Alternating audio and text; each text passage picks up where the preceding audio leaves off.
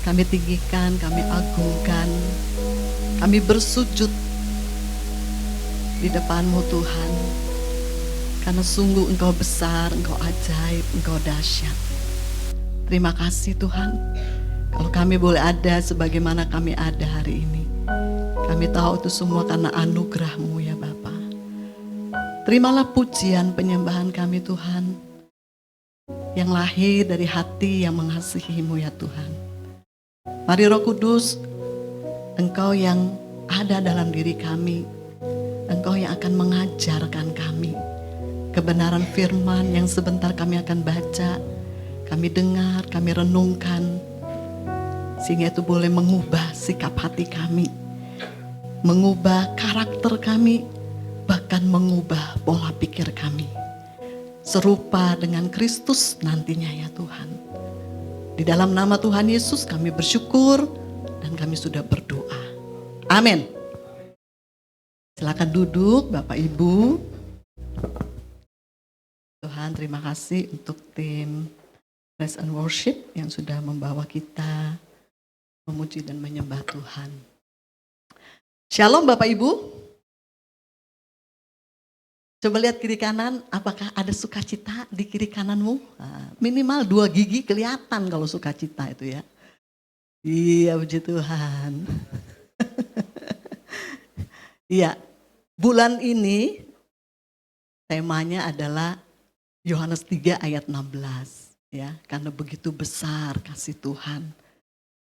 Memang dibuat tema itu karena cocok dengan bulan Desember, bulan yang penuh dengan kasih gitu ya. Memang secara enggak disadari itu mungkin naluri di bawah alam sadar gitu ya. Kalau udah masuk bulan Desember kayaknya ngeliat orang tuh sayang aja gitu ya. Karena nuansanya mungkin ya. Nuansa kelahiran Yesus, nuansa sukacita gitu ya. Jadi kalau ngelihat orang apa kelihatannya tuh hati kita mudah sekali untuk jatuh hati gitu ya. Jatuh kasih gitu. Ya saya nggak tahu ya apakah mungkin karena saya ya perempuan biasanya lebih kuat perasaannya gitu ya. Tapi ya rata-rata di bulan Desember itu nuansanya memang nuansa yang penuh dengan sukacita dan kasih. Betul? Iya, coba aja lihat di mall-mall gitu ya.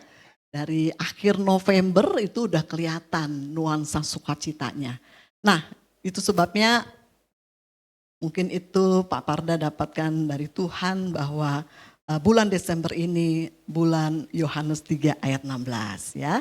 Merenungkan kasih Tuhan yang begitu besar. Nah, tema yang dikasih untuk minggu ini adalah kasih yang menyelamatkan. Ya. Kalau minggu lalu kita udah bicara tentang kasih Tuhan yang besar ya. Nah sekarang minggu ini kita bahas tentang kasih yang menyelamatkan. Mari kita baca Lukas 15 ayat 4.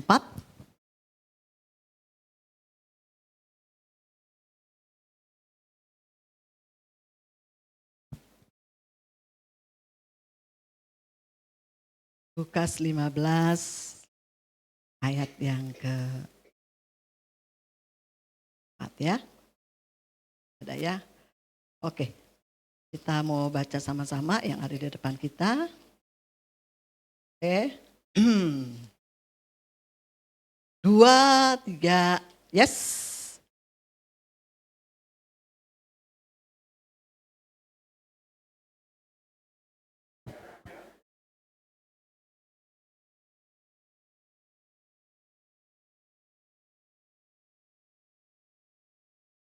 Iya. Siapakah di antara kamu yang mempunyai 100 ekor domba dan jikalau ia kehilangan seekor di antaranya, tidak meninggalkan yang 99 ekor di padang gurun dan pergi mencari yang hilang itu sampai ia menemukannya. Bapak Ibu, ini perikop tentang perumpamaan domba yang hilang. Kalau kita baca ayat 1 sampai dengan ayat 7, ayat 1 sampai dengan 3 sebelumnya, keluar kata-kata Yesus tentang perumpamaan ini, itu adalah ketika Yesus itu bersama-sama, bahkan makan bersama dengan orang-orang berdosa dan pemungut cukai. Ya, kalau kita baca ayat pertama, para pemungut cukai dan orang-orang berdosa semuanya datang kepada Yesus untuk mendengarkan dia. Lalu bersungut-sungutlah. Siapa yang bersungut-sungut? Ahli Taurat dan orang-orang Farisi. Di ayatnya 2 dikatakan begitu. Kenapa? Karena orang ini menerima, karena dia lihat loh kok Yesus ini menerima orang-orang berdosa dan bahkan makan bersama dengan mereka. Barulah Yesus tahu dong, karena lagi bersama-sama dengan mereka. Lalu Yesus katakan Lukas 15 ayat 4 ini. Perumpamaan, dia menjawab situasi yang dihadapi ini dengan sebuah perumpamaan. Nah, Bapak Ibu, kalau yang rajin baca Alkitab, ya kita semua di sini rajin baca Alkitab. Dalam Perjanjian Baru, Yesus sering dan kerap kali mengajar murid-muridnya itu dengan perumpamaan. Ya. Nah, kali ini pun Yesus mengajar orang-orang Farisi yang juga orang-orang Yahudi, orang-orang berdosa, pemungut cukai yang juga orang-orang Yahudi dengan sebuah perumpamaan. Dan perumpamannya itu relate, Saudara. Artinya apa ya? Connect yang bisa orang-orang berdosa maupun pemungut cukai, ahli-ahli Taurat, orang-orang Yahudi itu relate gitu loh ya, nyambung gitu loh perumpamaannya. Yaitu apa? Tentang apa? Tentang gembala sama domba. Bapak Ibu Saudara, sedikit saya ceritakan bahwa dalam Perjanjian Lama pun Tuhan menyatakan dirinya sebagai gembala yang baik. Kalau kita lihat di dalam Yesaya, di dalam Yehezkiel, bahkan kitab yang paling terkenal, pasal yang paling terkenal, yaitu apa? Mazmur. Ya. Tuhan mengumpamakan dirinya kepada umatnya bangsa Israel itu seperti gembala dengan domba. Jadi waktu Yesus bilang perumpamaan ini, itu orang-orang berdosa yang orang-orang Yahudi dan orang-orang Taurat, ahli-ahli Farisi, itu tahu benar gitu loh. Ya, mereka pasti tahu tentang gembala, tahu bahwa mereka adalah domba dan gembalanya adalah Tuhan. Pada Perjanjian Lama ditulis YHWH, nama Tuhannya Israel. Tapi di Perjanjian Baru Yesus bilang, akulah gembala, kamu adalah domba-dombanya. Bapak Ibu, kita tahu dong, pada ayat ini dia katakan, siapa di antara kamu yang punya domba 100? Nah, saya senang dengan gambarnya nih. Coba gambarnya ditampilkan ya. Iya. Punya domba 100. Waktu dia hitung ternyata kok cuma 99. Berarti ada satu domba yang hilang. Coba kalau kita nih jadi pemilik domba 100 itu, ada satu aja. Kita ini pengusaha domba misalnya gitu kan. Kalau kita hitung ternyata cuma 99, bagaimana sikap kita sebagai pemilik domba itu? Dia pasti akan mencarinya. Nah, mencari domba yang hilang. Coba kasih lihat domba yang hilang. Cuma di sini iya domba yang hilang ya. Ya. Pasti dia akan mencari dan Alkitab menuliskan, Yesus katakan sampai ketemu. Artinya enggak ketemu, enggak pulang itu si gembala. Dia rela tinggalkan 99 untuk mencari yang satu.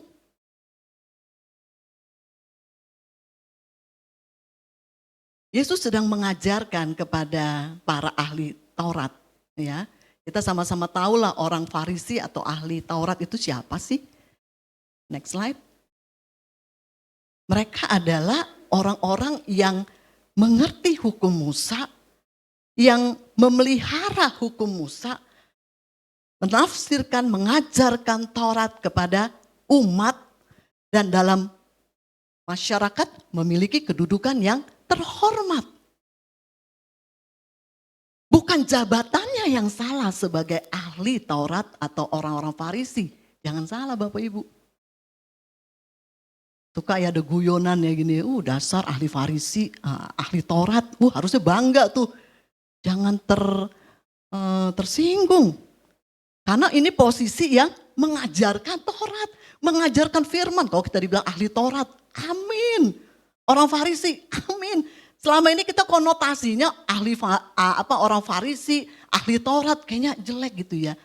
Bukan jabatannya yang jelek, tetapi ini bicara tentang orangnya. Kenapa? Karena pada perjanjian lama ada Ezra. Dia dikatakan sebagai ahli hukum Musa. Jadi teladan buat ahli-ahli Taurat dan orang Farisi pada zamannya Yesus. Coba baca itu tentang Ezra.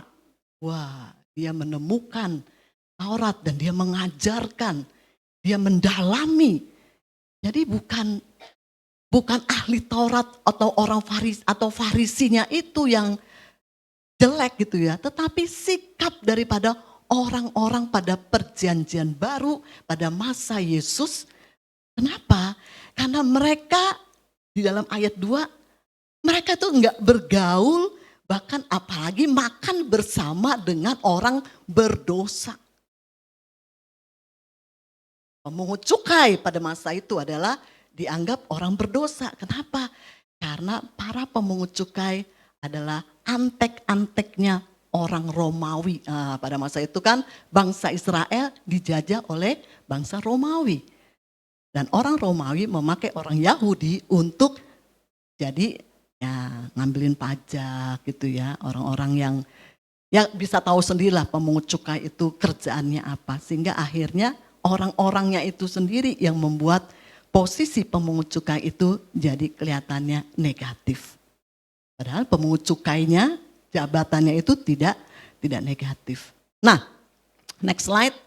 Untuk itulah makanya Yesus dalam perikop ini memberikan perumpamaan. Ya, Yesus nggak menegur ahli Taurat, orang Farisi atau membela orang-orang berdosa, pemungut cukai dalam situasi seperti itu. Enggak. Tapi Yesus kasih pengajaran dengan perumpamaan gembala dengan domba. Bapak Ibu, kalau saya pelajari tentang gembala dan domba ini. Next slide. Satu hal yang saya bisa garis bawahi tentang gembala dan domba adalah punya hubungan yang mutlak bergantung satu dengan yang lainnya. Ya, kalau saudara baca tentang domba, domba itu hidupnya berkomunitas dan domba itu harus ada yang menggembalakan. Dan kelebihan domba itu kenal suara gembalanya dan bahkan tahu wajah gembalanya. Waktu saya pelajarin, wah ini binatang yang enggak sembarangan ya.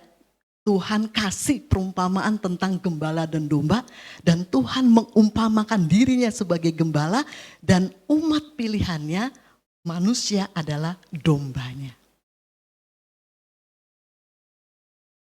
Domba mengenal suara gembalanya. Domba kenal wajah gembalanya. Dan domba enggak bisa tinggal sendiri. Ketika dia tersesat, domba itu hanya dia cuma teriak-teriak. Yang saya baca seperti itu. Dia nggak bisa cari jalan pulang seperti kucing sama anjing. Kemarin saya ngobrol dengan tetangga, dia punya kucing bagus-bagus gitu ya. Terus saya bilang, loh kok kucingnya dilepas, nggak takut diambil orang. Kucing apa tuh ya? Angola ya? Iya kayak gitu ya. Bagus gitu lihat. Enggak, dia udah tahu jalan pulangnya. Sama kayak anjing ya, saya juga punya anjing tuh ya. Saya lepas 1-2 jam balik dia. Bukan kain, dia kayak seperti ngetok-ngetok ininya ya, pintu gerbang gitu ya. Oh saya tahu tuh anjing saya pulang gitu loh ya. Kalau dia nggak ditangkap orang gitu kan, dia balik sendiri gitu loh. Tapi domba ini bukan binatang yang tahu rute jalan waktu dia keluar dari kawanan teman-temannya. Nah gitu ya. Saya bilang, ih keren banget ya. Perumpamaan ini bener-bener ya. Jadi dia cuma mbak aja. Sampai kapan? Sampai bener-bener nanti gembalanya menemukan dia. Gitu. Makanya ayat keempat tadi katakan sampai menemukannya. Ya. Jadi memang dia tergantung kepada gembalanya. Harus gembalanya yang tinggalkan 99 untuk mencari yang satu. Kenapa dia tega meninggalkan 99? Karena yang 99 itu tinggal dalam komunitas. Dia bisa meninggalkannya untuk mencari yang satu. Karena yang satu itu keluar dari komunitas, ya udah nggak bisa ngapa-ngapain, balik nggak bisa. Bahkan kadang-kadang dia lihat ada kawanan domba dan gembala yang berbeda. Nah dia kadang-kadang mau ngikut tapi pas ngelihat dengar suara gembalanya beda. Udah dia diam lagi gitu loh ya. Nah saya kasih tahu seperti ini karena biar kita ngerti gitu ya. Bagaimana Tuhan kasih perumpamaan tentang gembala dan domba. Itu memang relate pas benar. Bahwa domba dengan gembala itu punya keterikatan, ketergantungan yang mutlak. Kalau saudara baca di Yohanes 10 ayat 4 ya, nanti baca aja di rumah ya.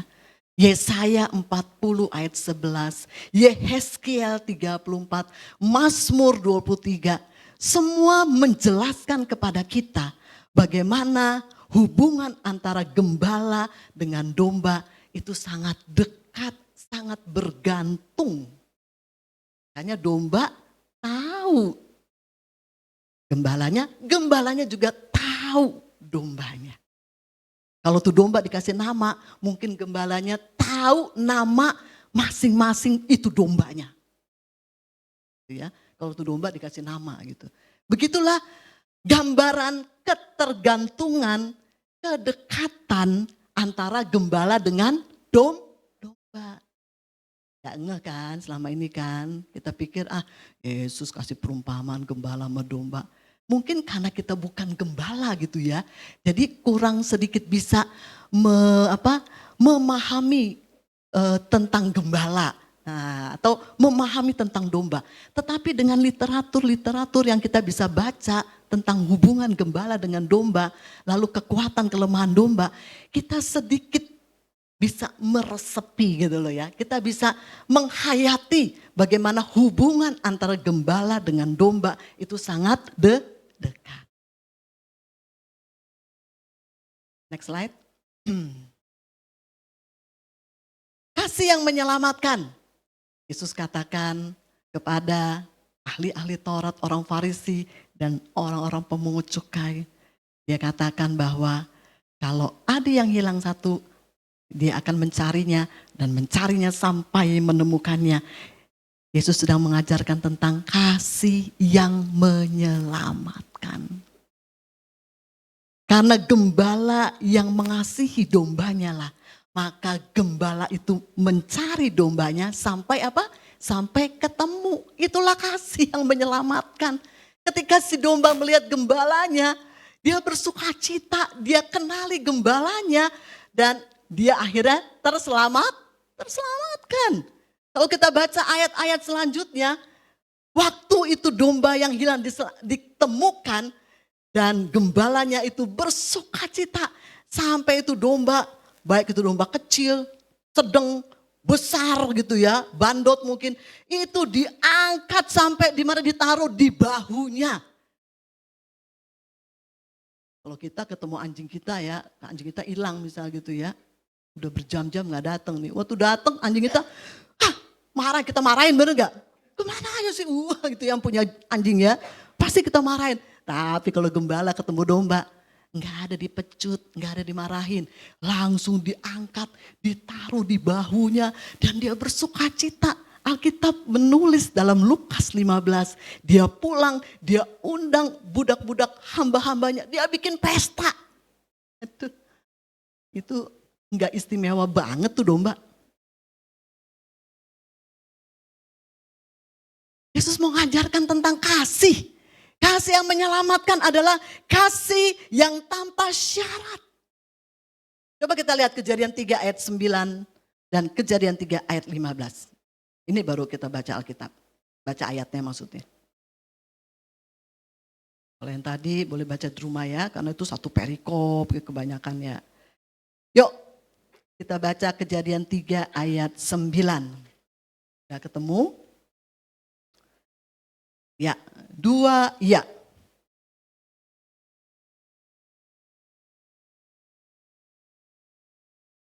Iya, masih ingat kejadian bagaimana Adam dan Hawa jatuh dalam dosa? Dan ketika mereka tahu mereka telanjang, mereka pakai daun-daunan lalu mereka sembunyi. Siapa yang inisiatif mendatangi mereka? Dari ayat ini Tuhan. Ini kasih yang tanpa syarat saudara. Tuhan tahu nggak Adam dan Hawa jatuh dalam dosa? Tahu persis. Tapi inilah kasih yang menyelamatkan Bapak Ibu. Dia tanya, di manakah engkau? Sepertinya Yesus nggak tahu si Adam dan Hawa sembunyi gitu ya. Kirain Adam dan Hawa, Tuhan nggak tahu kita sembunyi. Padahal tahu. Dia mau kasih tahu inilah kasih yang menyelamatkan Adam dan Hawa. Coba kita lihat ayat yang ke-9-nya. Ayat yang ke-15.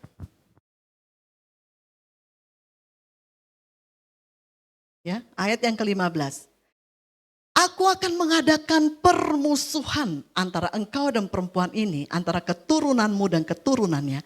Keturunannya akan meremukkan kepalamu dan engkau akan meremukkan tumitnya. Ingat kisah ini?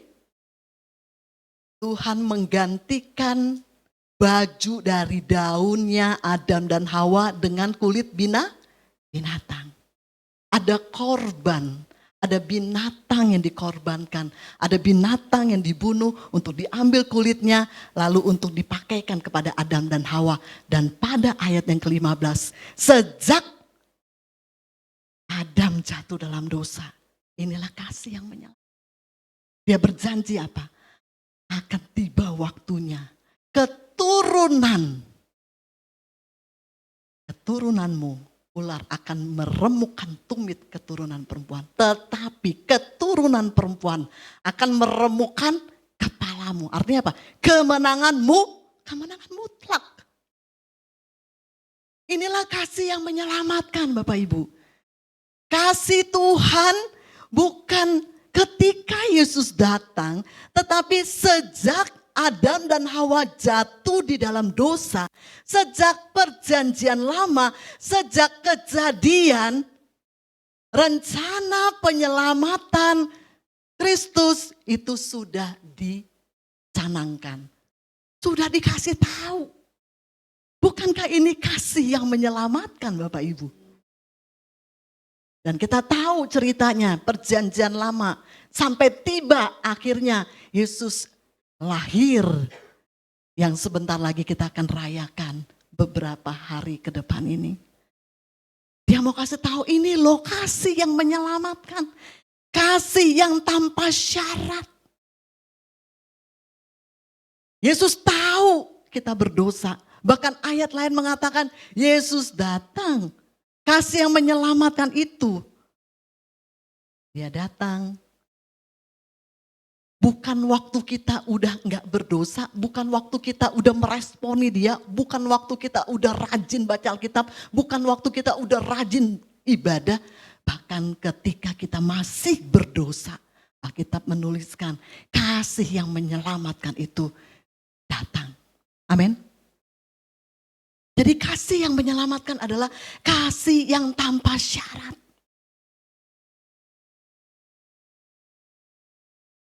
Hal yang kedua, kasih yang menyelamatkan adalah Kita baca di dalam Yehezkiel 34 ayat 16. Kasih yang berkorban. Ya, coba kita lihat Yehezkiel 34 ayat yang ke-16. Dikatakan, saya pakai Alkitab Perjanjian Baru. Sama kali ya. Yuk kita baca sama-sama ya. 2, ya. Yang tersesat akan kubawa pulang, yang luka akan kubalut, yang sakit akan kukuatkan, serta yang gemuk dan yang kuat akan kulindungi. Aku akan menggembalakan mereka sebagaimana seharusnya. Kasih yang menyelamatkan adalah kasih yang berkorban. Amin.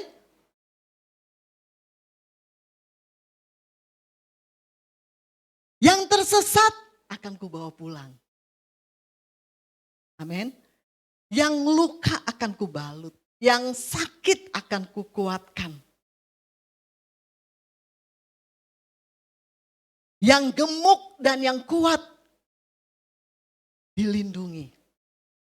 Ya, haleluya.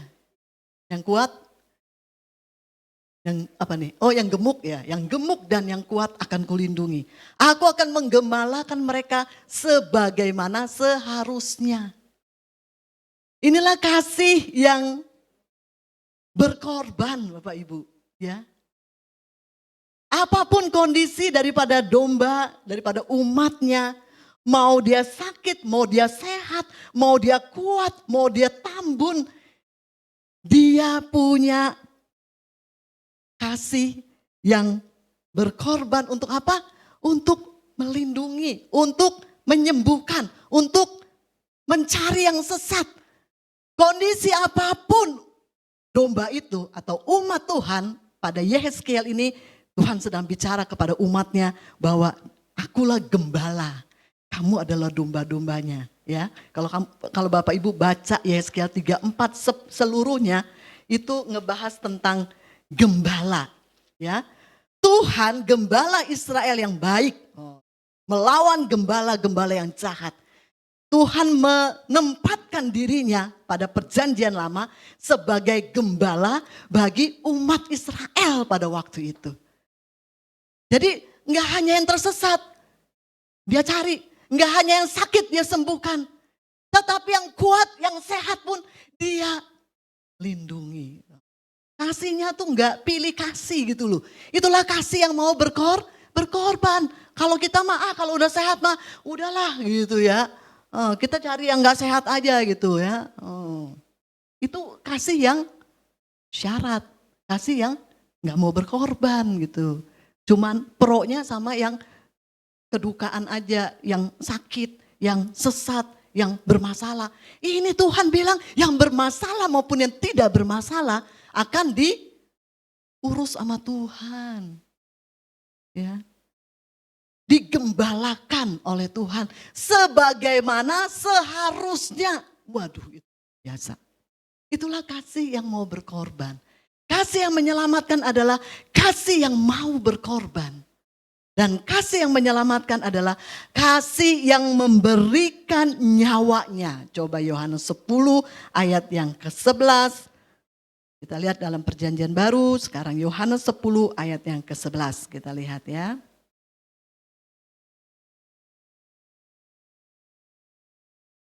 Yesus sedang mengajar murid-muridnya ya. Sedang mengajar ahli Taurat dan orang Farisi. Sebenarnya sedang mereminder mereka juga, mengingatkan mereka. Ya. Coba kita lihat Yohanes 10 ayat yang ke-11. Boleh kita baca sama-sama? 2 ya. Akulah gembala yang baik. Gembala yang baik memberikan nyawanya bagi domba-dombanya. Jadi kasih yang menyelamatkan tidak hanya kasih tanpa syarat, tidak hanya kasih yang mau berkorban, tetapi yang paling top adalah kasih yang memberikan nyawanya. Ada di antara kita yang sudah ada orang lain memberikan nyawanya untukmu dan untukku selain Yesus? Ada?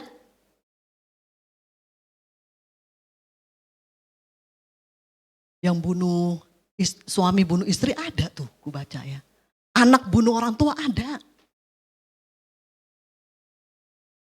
Suami bunuh istri, istri bunuh suami, orang tua bunuh anak, ada.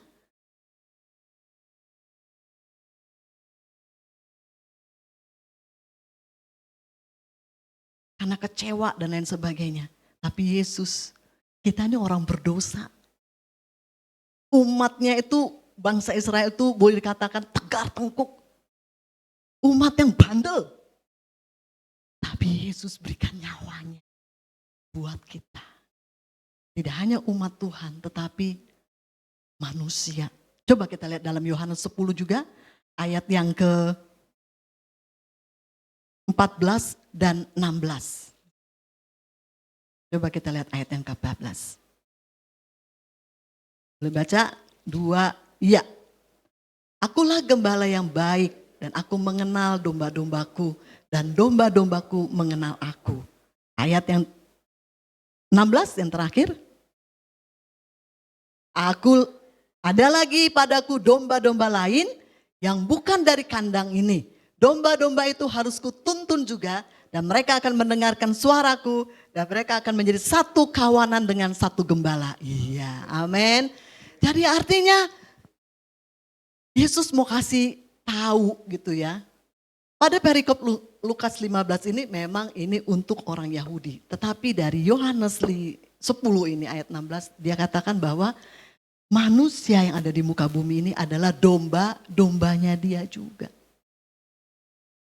Tidak hanya orang yang percaya kepada Yesus, tetapi juga orang yang belum percaya kepada Yesus. Alkitab mengatakan, dia menyerahkan nyawanya untuk manusia. Inilah kasih yang menyelamatkan. Itu sebabnya kita suka baca, kita suka dengar. Yesus mau semua orang diselamatkan. Dia gak mau satu orang pun binasa. Inilah kasih yang menyelamatkan Bapak Ibu. Kasih yang tanpa syarat. Kasih yang berkorban.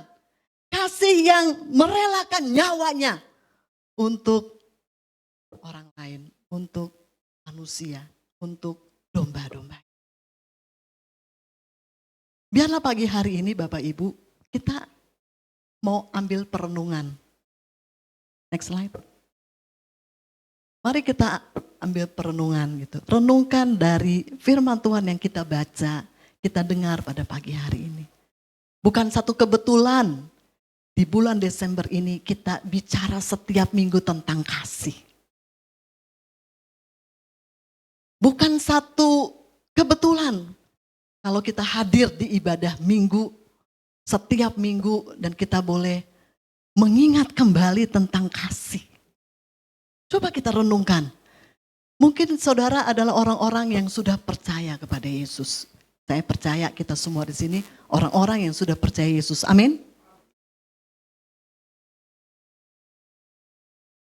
Mau gak kita ambil waktu untuk merenungkan bagaimana sikap hati kita, bagaimana respon kita di hari-hari penghujung tahun 2025 ini meresponi tentang pemeliharaan kasih Tuhan sepanjang tahun ini.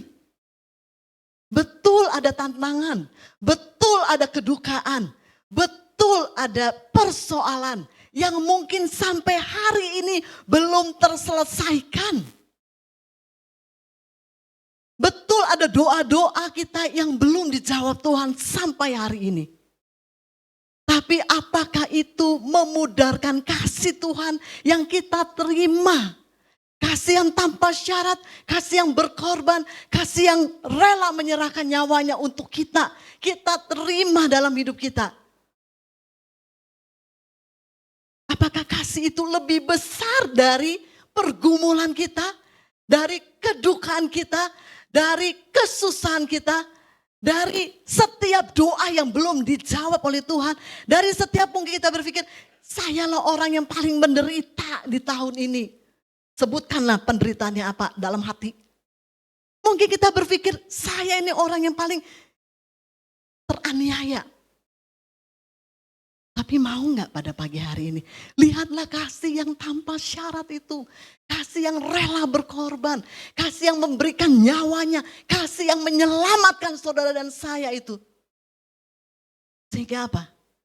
Kalaupun kita mengakhiri tahun 2025 ini dengan ada doa yang belum dijawab, dengan adanya pergumulan yang belum terselesaikan, dengan adanya tantangan yang mungkin makin besar atas hidup kita, atas iman kekristenan kita.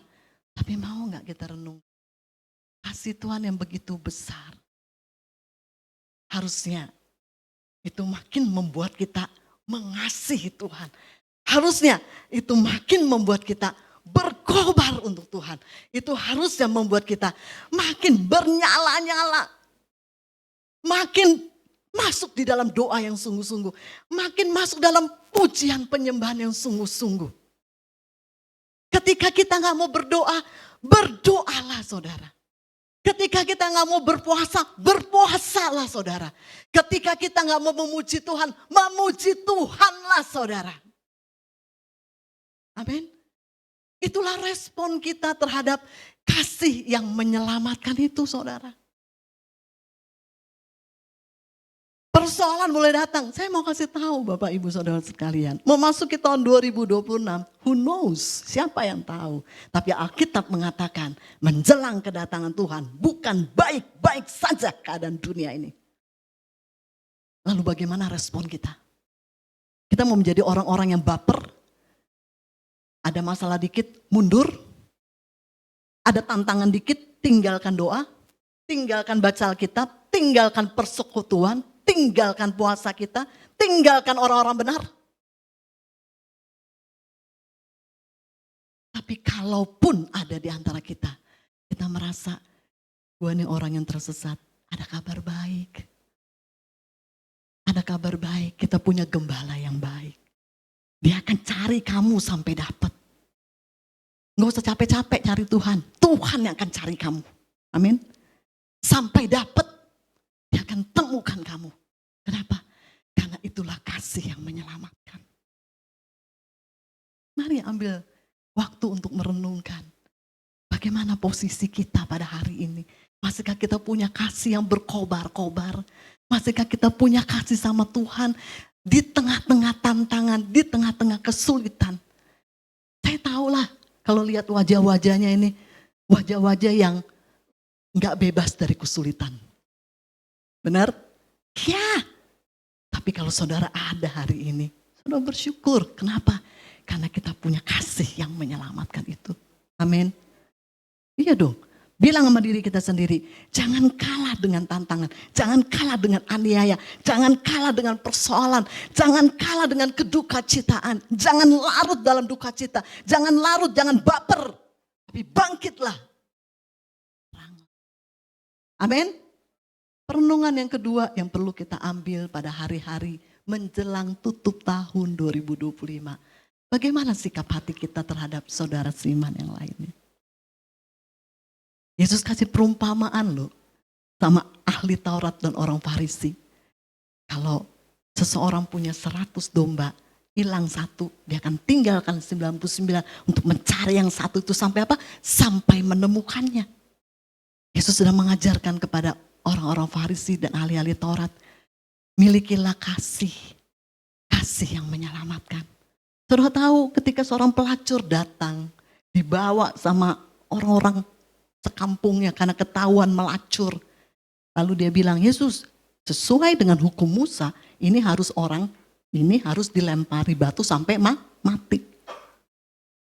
Tapi apa? Kita tahu semua ceritanya. Sampai orang tuh pada pergi. Lalu Yesus bilang sama orang itu, perempuan itu, aku pun tidak menghukum kamu, pergi. Jangan lakukan lagi ya. Artinya bertobat. Mau gak kita punya sikap hati seperti itu Bapak Ibu?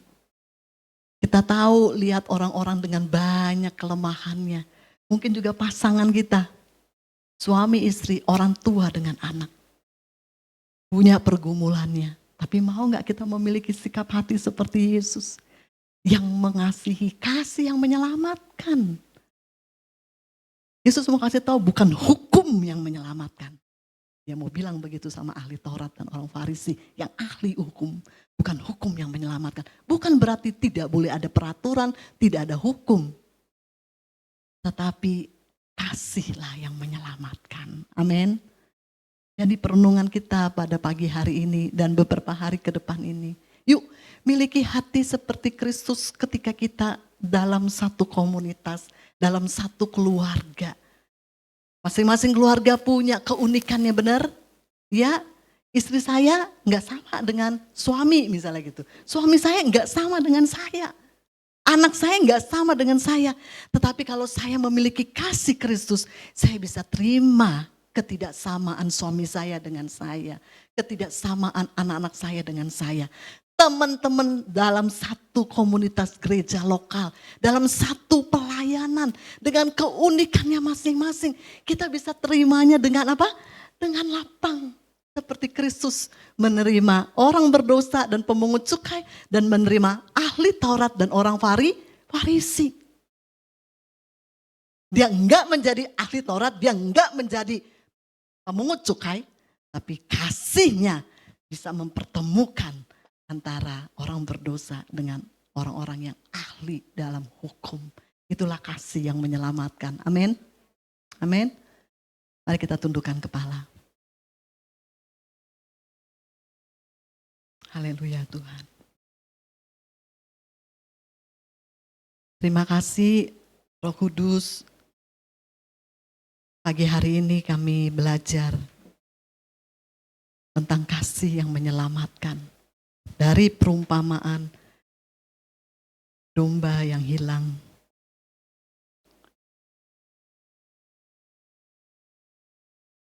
Terima kasih ya Roh Kudus, terima kasih ya Yesus, terima kasih Bapa. Kami bersyukur Tuhan. Mari masing-masing kita ambil waktu merenungkan 2 poin itu.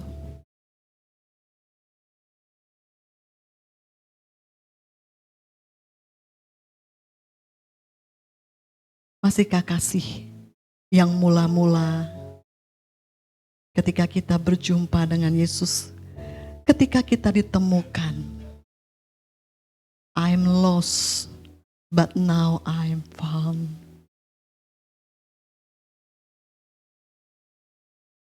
Betapa sukacitanya ketika kita ditemukan oleh Yesus, kita mengalami kasih-Nya. Pertanyaannya adalah sampai hari ini, masihkah kasih itu kita miliki? Atau mulai tergerus dengan waktu, karena dalam waktu-waktu itu ada banyak pergumulan, ada banyak tantangan.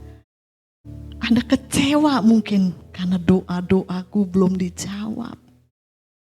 Ada banyak pertanyaan mungkin dalam hati kita, kenapa ya? Kok bisa ya? Padahal harusnya, mungkin ada banyak pertanyaan dalam diri kita tentang kasih Yesus dan akhirnya pertanyaan-pertanyaan itu membuat kita ragu. Tapi pagi hari ini firman Tuhan mau mengingatkan kita kembali bahwa Dia tetap ada, kasih-Nya gak berubah. Kita yang berubah. Dia setia, Immanuel bersama dengan kita yang jauh. Sadari pagi hari ini, dapatkan kembali. Biarlah kita didapati kembali oleh Tuhan.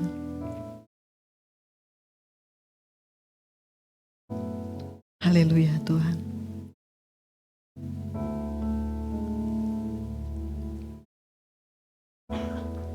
Dan renungkanlah bagaimana sikap kita terhadap saudara seiman. Miliki hati yang luas. Respon yang baik seperti Yesus. Dia meresponi ahli Taurat dan orang-orang Farisi. Tidak menegur. Tetapi dia kasih perumpamaan.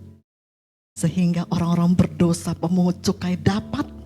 Ahli Taurat, orang-orang Farisi dapatkan pengajarannya. Inilah kasih yang menyelamatkan. Kasih yang tidak menghakimi. Kasih yang menerima. Haleluya Tuhan.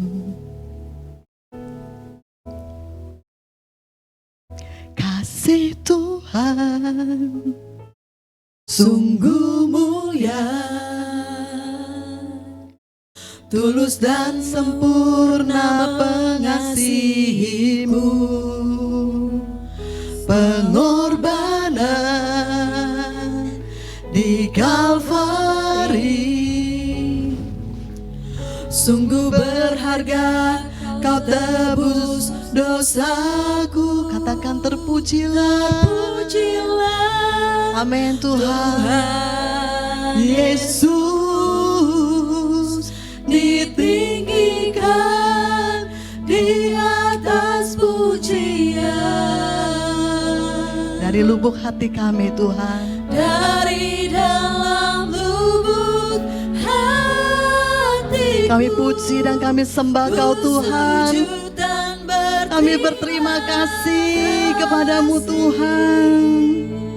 Kasih Tuhan tak bersyarat, tak seperti cinta yang ada di dunia, selalu memberi lebih dari yang layak ku terima di hidupku. Terpujilah Tuhan Yesus. Mari kita bangkit berdiri dan agungkan Tuhan. Amin. Naikkan rasa syukurmu kepada Tuhan. Dari dalam lubuk hatiku, ku sujud dan berterima kasih. Terpujilah Tuhan Yesus, ditinggikan di atas pujian. Dari dalam lubuk hatiku, ku sujud dan berterima kasih. Biar musik mengalun pujian ini dengan lembut. Haleluya Tuhan. Haleluya Yesus. Mari masing-masing kita bersyukur untuk kebaikan Tuhan. Mari masing-masing kita terbuka di hadapan Tuhan. Bicara apa aja, Dia ada. Dia dekat dengan kita, Dia ada di dalam kita.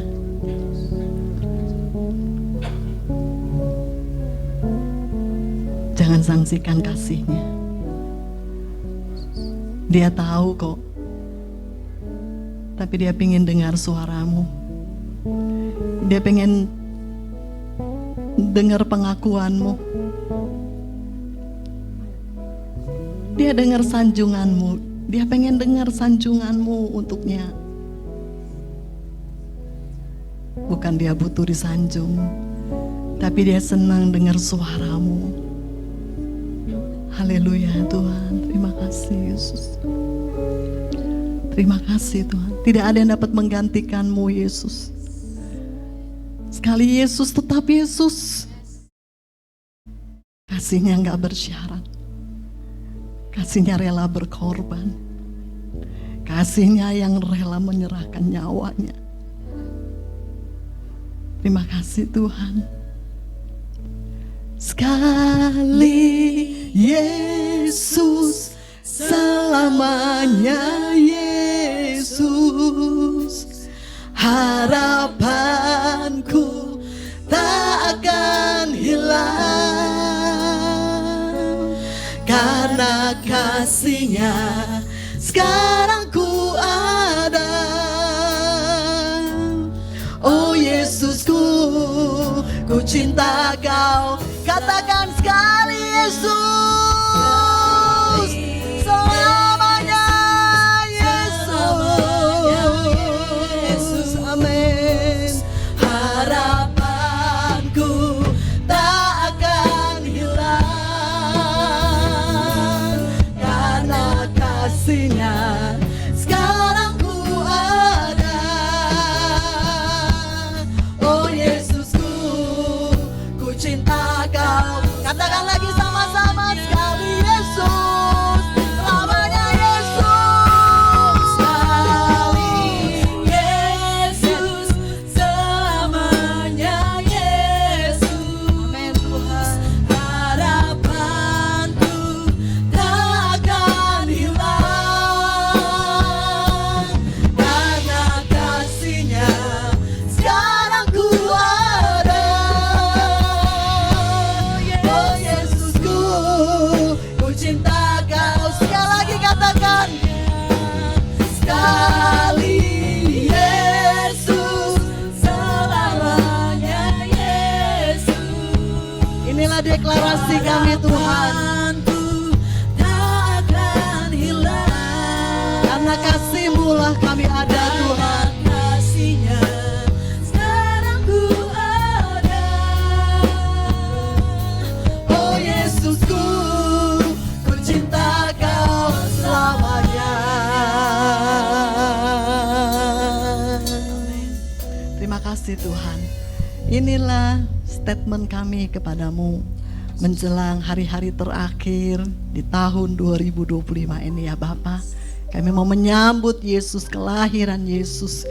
Tidak seperti biasanya Tuhan, tidak seperti kebiasaan Tuhan, tetapi kami mau statement kami clear, jelas. Wah, hari ini kami mau katakan, sekali Yesus, selamanya tetap Yesus. Karena kami tahu kasih-Mu yang gak pernah berubah itu sampai kekekalan. Itu sebabnya kami akan deklarasikan bahwa sekali Yesus, selamanya tetap Yesus dalam hidup kami ya Tuhan. Dalam nama Tuhan Yesus kami bersyukur dan kami berterima kasih Tuhan, karena kebaikan-Mu kekal selama-lamanya. Amin. Silakan duduk sebentar.